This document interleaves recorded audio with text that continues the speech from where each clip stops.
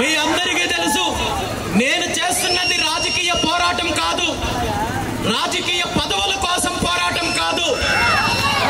ఈ రాష్ట్రంలో దశాబ్దాల కాలం నుండి వేళ్లు నూరుకుపోయి ఈ రాష్ట్రాన్ని, ఈ రాష్ట్ర సంపదను, మన భవిష్యత్తును, మన రాష్ట్రం యొక్క పూర్తి అన్ని వనరులను వాళ్ళ కుటుంబ ఆస్తులాగా దోపిడీ చేస్తున్న అరాచక శక్తులను తరిమి కొట్టడానికి చేస్తున్న యుద్ధం అనే విషయాన్ని మీ అందరికీ తెలియజేస్తున్నాను.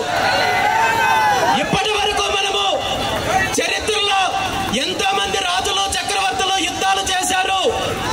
మనము చరిత్ర చదువుకున్నాము. కానీ ఈ రోజు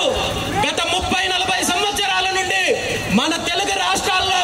2 కుటుంబాలు రాష్ట్రాన్ని వాళ్ళ అప్ప సొమ్ములాగా పెట్టుకొని రాష్ట్ర సంపదను, రాష్ట్ర భూములను, ఖనిజాలను, నదులను పూర్తి స్థాయిలో దోపిడీ చేస్తుంటే ఏమీ చెయ్యలేని స్థితిలో మనం ఉన్నామంటే ఎక్కడ ఒక చోట మార్పు మొదలవ్వాలి, ఎక్కడ ఒక చోట తిరుగుబాటు మొదలవ్వాలి,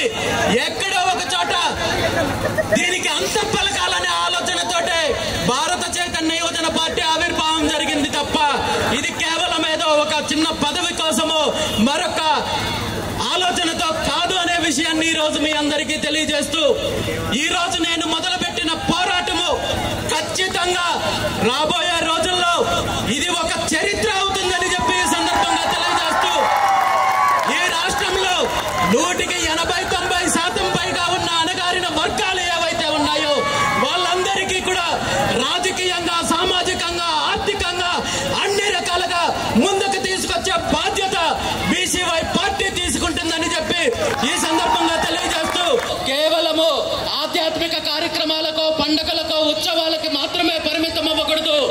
ఈ గ్రామ అభివృద్ధిలో కావచ్చు, ఈ జిల్లా అభివృద్ధిలో కావచ్చు, రాజకీయంగా, సామాజికంగా మీరందరూ ముందడుగు వేయాలని చెప్పి దానికి కావాల్సిన తోడ్పాటు నేను మీకు అందిస్తానని చెప్పి తెలియజేస్తూ, మరొక్కసారి ఈ అవకాశం కల్పించిన పెద్దలందరికీ కూడా ధన్యవాదాలు తెలియజేస్తూ సెలవు తీసుకుంటున్నాను. Thank you very much.